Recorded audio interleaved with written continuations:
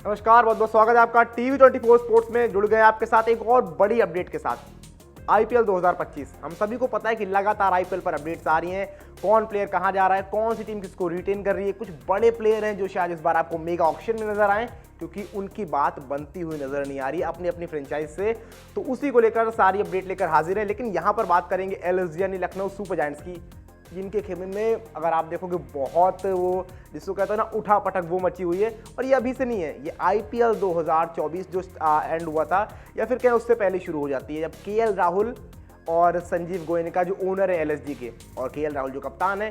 KL Rahul एक slow rock खेलते हैं, एलएसजी हारती है और संजीव गोयनका उस भरी महफिल में या कह लें 100 कैमरों के सामने बरस पड़ते हैं केएल राहुल पर और बताते हैं कि आपने स्लो खेला है। जो भी उनके पास एक हीट डिस्कशन होता है जिसको आप कहते हो।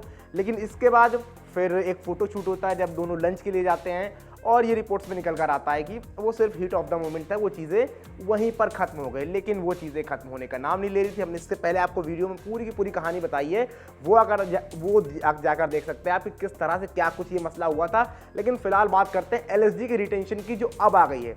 तो यहां पर अब पूरी तरीके से केएल राहुल की जो 1% भी चांस थे वो यहां पर अब केएल राहुल आपको नजर नहीं आएंगे। हालांकि केएल राहुल ने इससे पहले खुद मना भी कर दिया था कि ना वो उनको ऑक्शन में लें और ना खरीदें।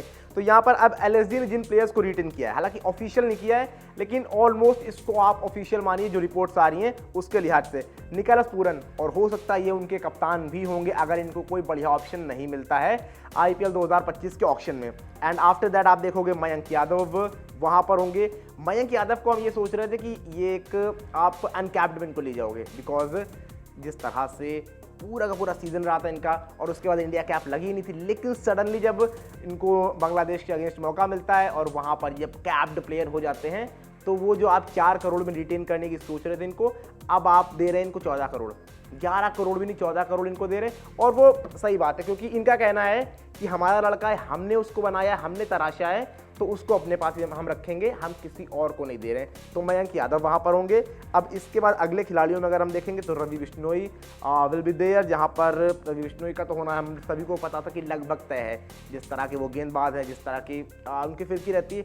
हालांकि ये अपने आप में एक सवाल होगा कि क्या 11 करोड़ के बिश्नोई जाते, मतलब जा भी सकते थे नहीं भी, लेकिन बहुत मुश्किल था। लेकिन अगर वो अपना एक कोर रिटेन कर रहे हैं इससे बढ़िया बात कुछ नहीं है, क्योंकि आप हमेशा ये नहीं देखते हो कौन कितने में जा रहा है, आप अपना कोर देखते हो, उसके अराउंड आपकी वो जो फैन फॉलोइंग होती है वो बनती है, वो ब्रांड सेटअप होता है। तो वो सारी की सारी चीज़ें होती हैं जो शायद ये लखनऊ सुपर जायंट्स के जो ओनर है वो सोच रहे हैं। हालांकि केएल राहुल पर भी ये मसला हो सकता था, लेकिन केएल राहुल का जो स्ट्राइक रेट है उससे बहुत ज़्यादा खुश नहीं थे लखनऊ सुपर जायंट्स के ओनर्स वगैरह और उनका सपोर्ट स्टाफ। तो ये सारी की सारी चीज़ें वहाँ होती हैं। अब इसके बाद 2 अनकैप्ड प्लेयर को भी ये ले रहे हैं, एक आयुष बडोनी और एक मोहसिन खान। दोनों पे ये 4-4 करोड़ खर्चा करने जा रहे हैं और ये मुझे लगता है एक अच्छी बिड है इनके लिए, बिकॉज मोहसिन खान मुझे लगता है 4 करोड़ से ऊपर जा सकते हैं अगर वो ऑक्शन में आएंगे।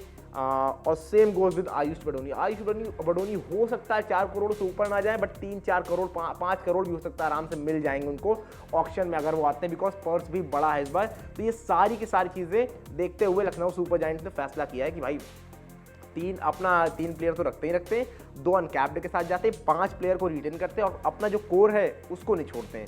बिकॉज जब आप एक कोर बना लेते हो तो वो आपके लिए लॉन्ग टर्म में बहुत फायदा करता है। आप पूरी की पूरी ब्रांड वैल्यू जो एक फेस बनाते हो अपनी टीम का, आप वो सारी की सारी चीज़ें उसके अकॉर्डिंग चलती हैं। तो वो चीज़ लखनऊ सुपर जायंट्स सोच रही है और करना चाह रही है। एंड दैट्स द रीज़न कि उन्होंने 5 प्लेयर को रिटेन किया। लेकिन फाइनली अब ये साफ हो गया है कि KL Rahul will not be there at Lucknow Super Giants camp.